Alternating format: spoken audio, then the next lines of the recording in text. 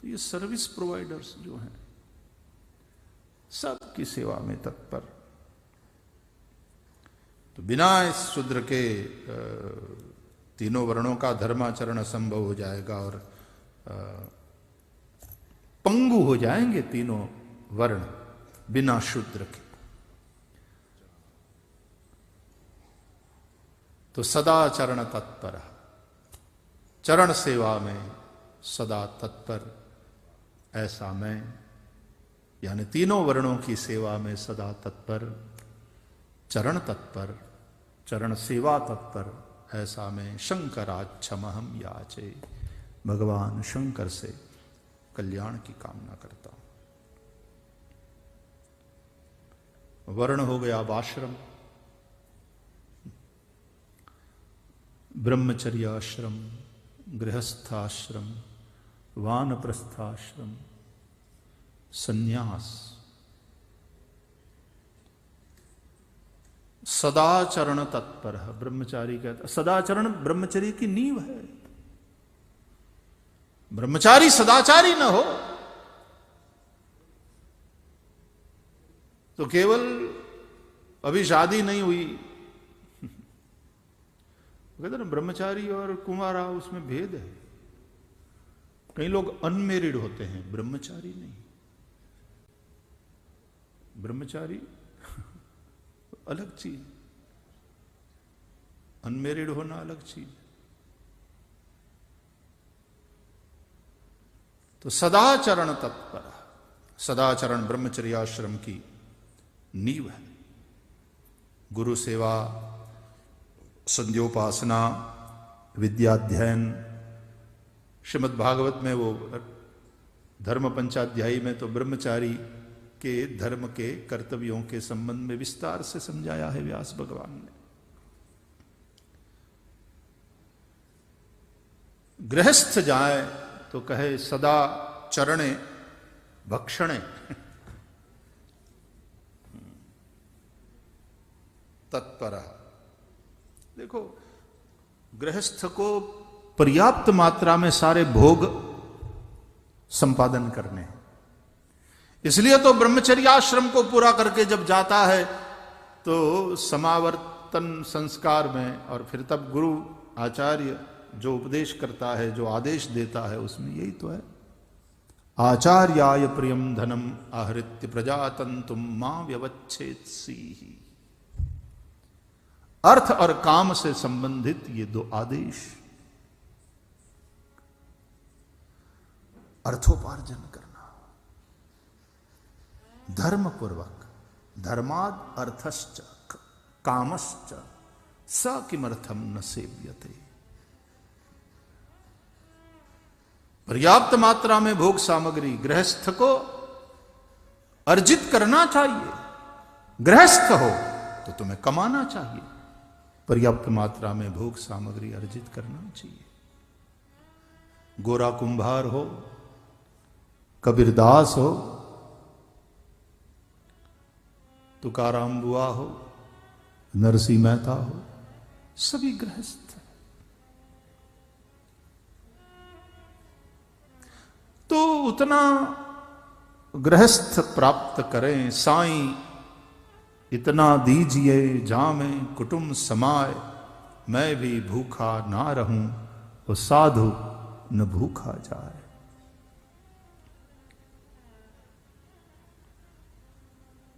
भोग संपादन करना चाहिए, भोगना भी चाहिए और देना भी चाहिए। वानप्रस्थी सदा आचरण तत्पर रहे, दारा को साथ रखते हुए, पत्नी को साथ रखते हुए, या न भी हो नलिनी दलमंबुवत, इस तरह से रहे। अनासक्त भाव से, निर्लेप भाव से रहते हुए सदाचरण में तत्पर रहना चाहिए वानप्रस्थी को। अति प्रवृत्ति से फिर धीरे धीरे निवृत्ति की ओर जाना। रामचरितमानस में भगवान राम शबरी को नवधा भक्ति का उपदेश कर रहे हैं, तो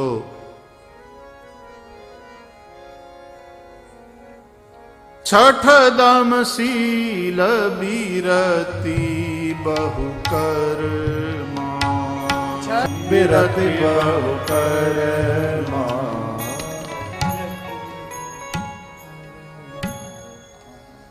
सदा आचरण सदाचरण तत्पर वानप्रस्थी भी हो, त्यागपूर्ण संयम पूर्ण जीवन जीते हुए,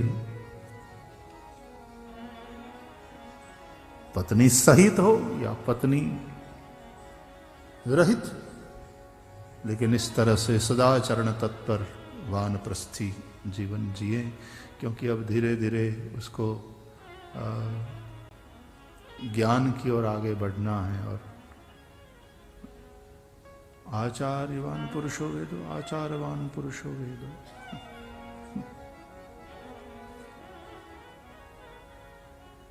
दोनों बातें। तत्व की अनुभूति के लिए इस तरह से सदाचरण के द्वारा अपने को योग्य बनाए।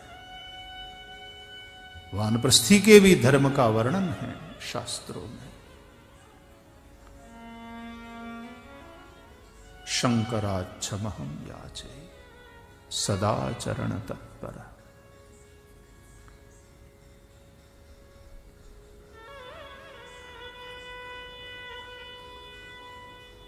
ब्रह्मचर्याश्रम में अपने आप को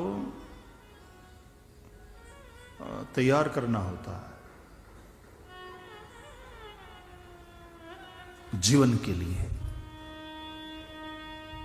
धर्म का पूरा ज्ञान प्राप्त करें। फिर गृहस्थाश्रम में जाए तो धर्म पूर्वक अर्थ और काम का संपादन करें। वानप्रस्थाश्रम में अर्थ और काम से धीरे धीरे विरत होता चला जाए और मोक्ष के लिए स्वयं को तैयार करें। और फिर संन्यास में मोक्ष को अटेंड कर ले। ज्ञान तो गृहस्थाश्रम में कर्म की प्रधानता, वानप्रस्थाश्रम में उपासना की, और फिर संन्यास में ज्ञान की। हरिते ज्ञानान्न मुक्ति ही। तो फिर संन्यास में जब प्रवेश करता है तो फिर सन्यासी भी जाए महादेव के पास तो यही कहे, शंकराच्छमहं याचे सदाचरण तत्पर। सन्यासी के लिए भी चरण विचरण तत्पर। साधु चलता भला, एक जगह ज्यादा स्थिर नहीं रहता। सन्यासी साधु सदा चरणे विचरणे भ्रमणे तत्पर।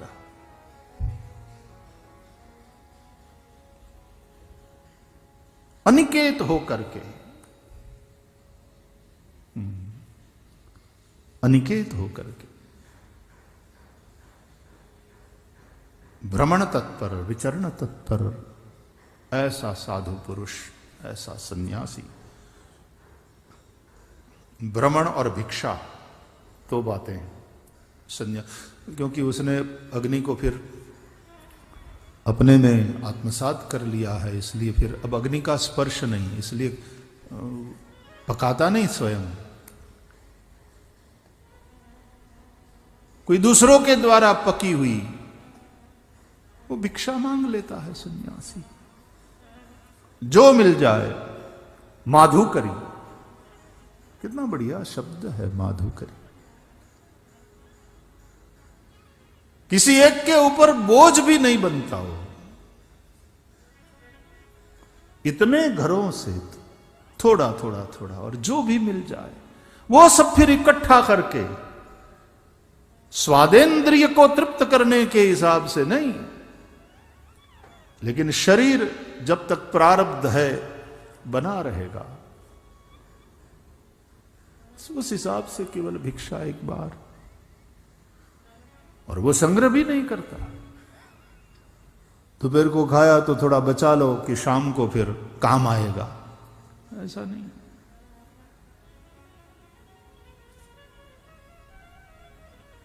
और पहले से कहलवाए कि भाई आवती काले आवशुं તમારે ત્યાં ભિક્ષા માગવા, પૂરણપોળી બનાવીને ત્યારે રાખજો.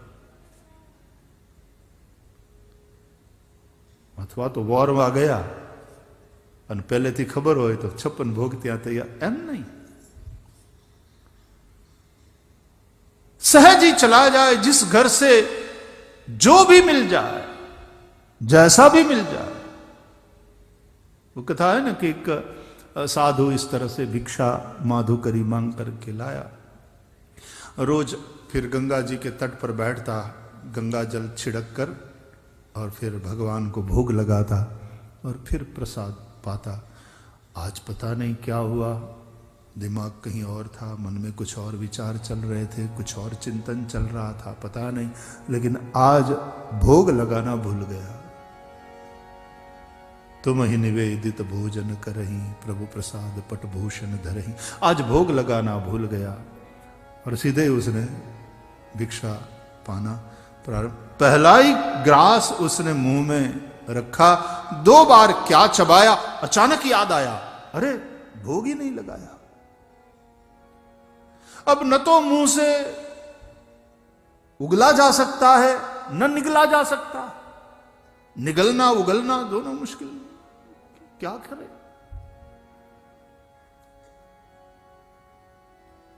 रो दिया,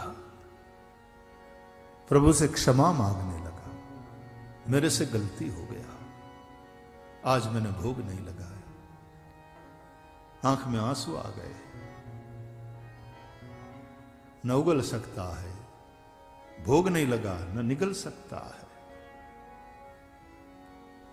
उगले तो झूठा. तो उसके प्रेम को देख करके कहते हैं भगवान इतने प्रसन्न हो गए, आकाशवाणी हुई कि जहां है वहीं भोग लगा ले, मुझे ऑफर कर दे.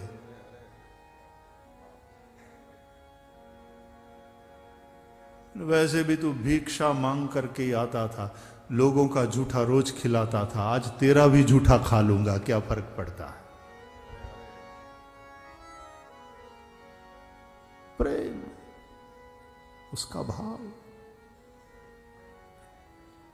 तो भिक्षा और भ्रमण सदा चरण तत्पर, ऐसा मैं सन्यासी शंकराच्छमहं याचे.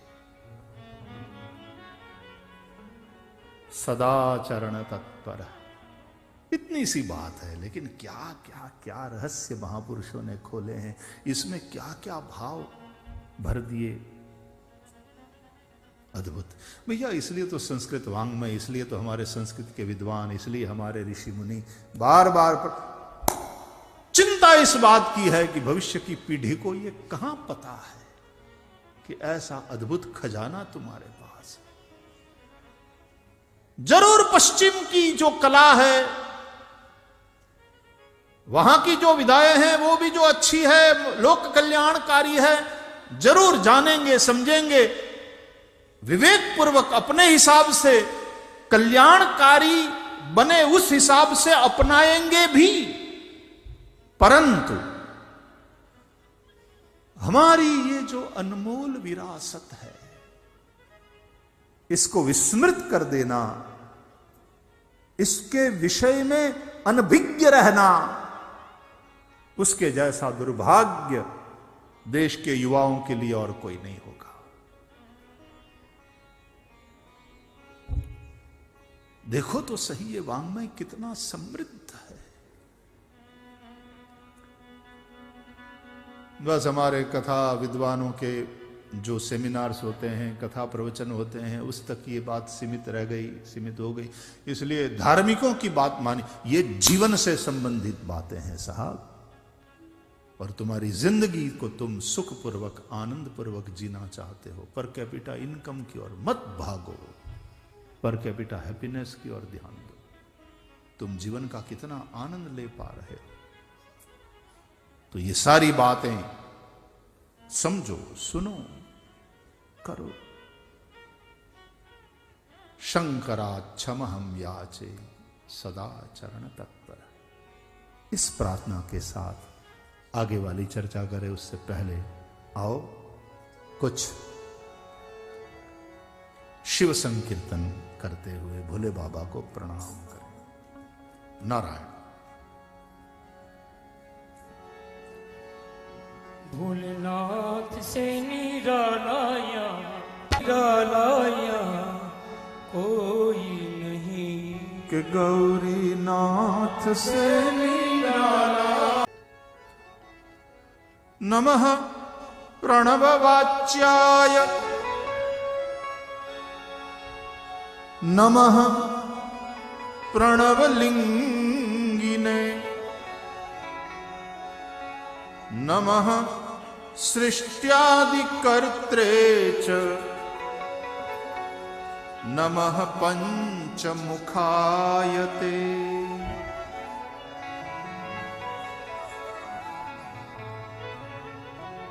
नमः प्रणववाच्याय नमः प्रणवलिंगिने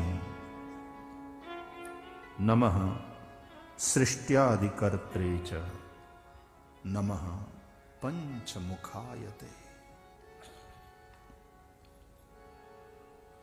ओम नमः शंभवाय च मयोभवाय च नमः शंकराय च मयस्कराय च नमः शिवाय च शिवतराय च।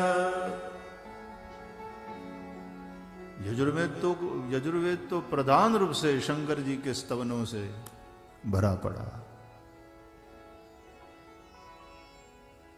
नमः प्रणववाच्याय तस्य वाचकः प्रणवः। प्रणव शिव रूप है, शिव प्रणव रूप है। इसलिए प्रणव प्रवण होकर शिवाराधन करें। खास करके सन्यासी हमारे वो प्रणव प्रवण होकर ओमकार ओम का नाद करते रहते। नित्य 10,000 जप होए ओमकार का, प्रणव का, निरंतर करते रहे।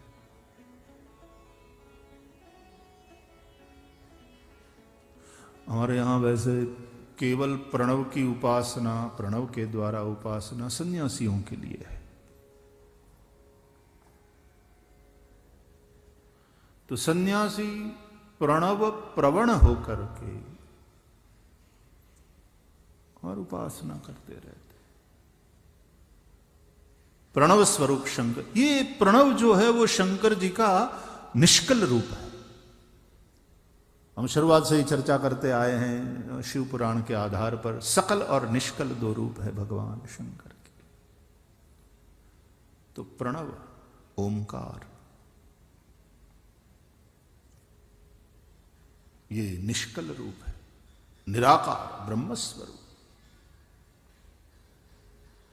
नमः प्रणवलिंगिने, ये जो शिवलिंग है वो प्रणव रूप ही है, प्रणव ही लिंग है। नमः सृष्ट्यादिकर्त्रे च नमः पंचमुखायते। शंकर जी पंचानन है, पंचमुख। भगवान श्रीहरि की नाभि से कमल, कमल में ब्रह्मा और ब्रह्मा की भ्रुकुटी से रुद्र, ऐसा भागवत वाला क्रम है। तो हरि चतुर्भुज, ब्रह्मा चतुर्मुख और पंचानन शिव, उनका बेटा फिर षडानन और चेला दशानन। देखो क्या वृद्धि है, क्या समृद्धि है।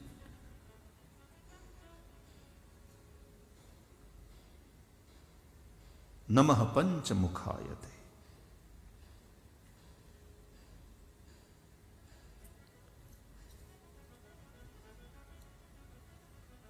और उसी तरह भगवान शंकर के 5 कृत्य मुख्य,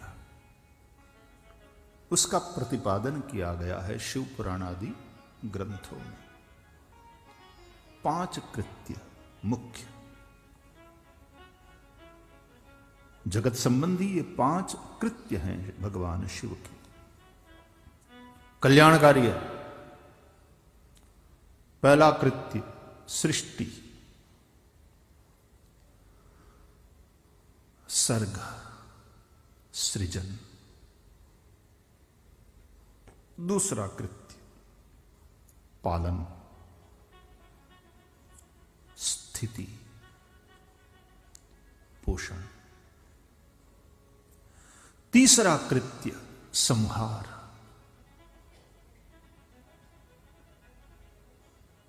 लय, उत्पत्ति, स्थिति, लय। विश्वोत्पत्त्यादि हेतवे यतो वा इमानि भूतानि जायन्ते ये न जातानि जीवन्ति यत् प्रयन्त्यभिसंविशन्ति तद् विजिज्ञासस्व तद् ब्रह्मेति।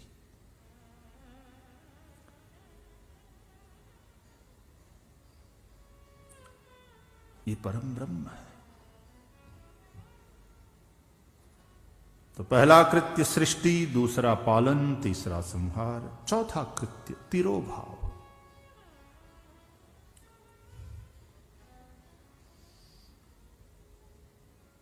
स्वयं मृत्युंजय है महादेव।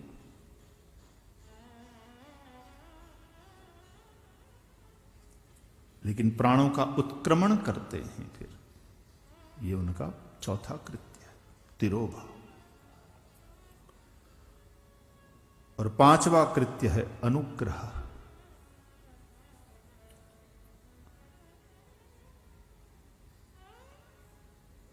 अनुग्रह यानी मुक्ति, मोक्ष।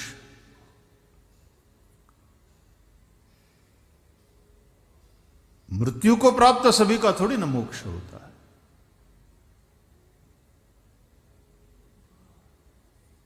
तो पहला है सृष्टि, उत्पत्ति, सर्ग, सृजन।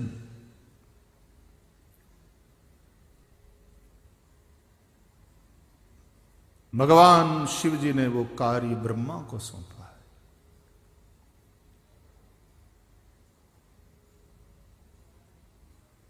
डिपार्टमेंट के हेड नियुक्त किए जाते हैं ना, करने वाले तो वही है, सबसे बड़े तो वही है। लेकिन ये इस डिपार्टमेंट के हेड, ये इस डिपार्टमेंट के हेड, और सब उनकी आज्ञा के अनुसार ही काम करते हैं। और उनसे प्राप्त विधा, विद्या, पद्धति के अनुसार। और शंकर जी ने सारे आगम शंकर जी से, आगम निगम सब।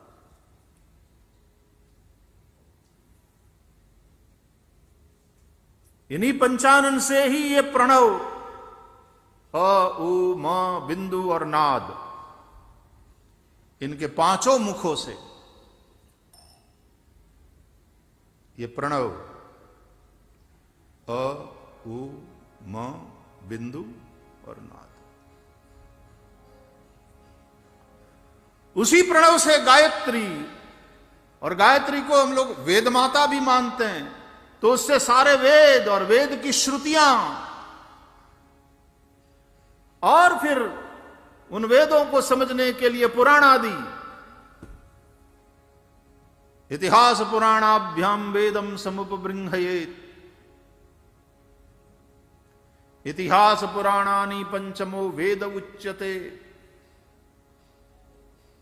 इत्यादि वाक्यों के द्वारा ये सब वैदिक वांग में ही देखा जाए तो है, उसी से संबंधित।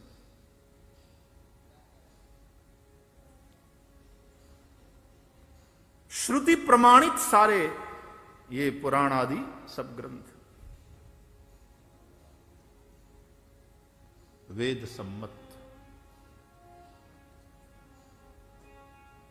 नाना पुराण निगमागम सम्मतम यद रामायणे निगदितम क्वचिदन्यतोपि स्वांत सुखाय तुलसी रघुनाथ गाथा भाषा निबंध मति मंजुल मातनोति।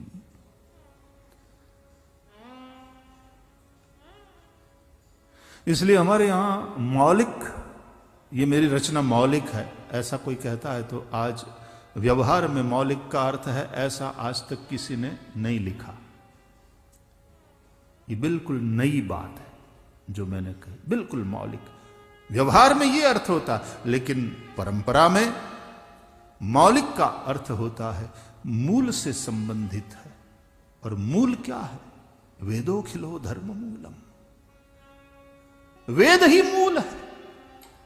इसलिए मौलिक शब्द का अर्थ हो जाएगा जो वेद से संबंधित है, जो वेद सम्मत है।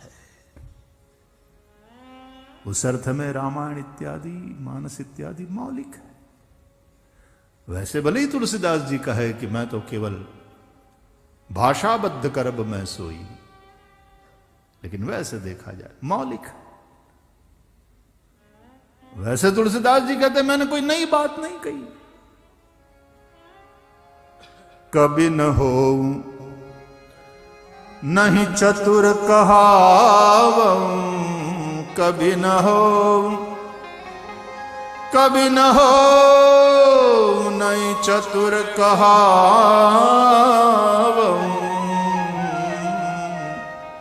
मति अनुरूप राम गुण गावं, मति अनुरूप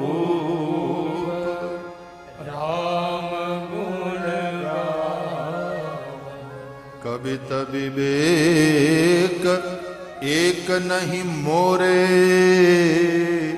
सत्य कहूं लिखी कागद को, भाषाबद्ध करब मैं सोई, मोरे मन प्रबोध जेहि हो। मैं कोई कवि नहीं हूं, मैं चतुर नहीं हूं, कोई मेरी मौलिक रचना नहीं है ये। रामायणे निगदितम क्वचित अन्यतः अपि, मैं तो केवल भाषांतरकार हूं। लेकिन वैसे देखा जाए तो ये मौलिक रचना है तुलसीदास जी की। क्यों? जो मूल है वेद, उससे संबंधित नाना पुराण निगमागम सम्मतम, उस अर्थ में मौलिक है। हमारे यहां श्रुति सम्मत बात हो तो स्वीकारा जाता है। हमारे यहां तो आस्तिकता नास्तिकता की परिभाषा भी इसलिए ऐसी बनाई गई ना, ईश्वर का स्वीकार करो न करो तुम्हारी मर्जी, लेकिन वेद का स्वीकार, वेद प्रामाण्य का स्वीकार करना होगा। वेद प्रामाण्य स्वीकार करता है तो आस्तिक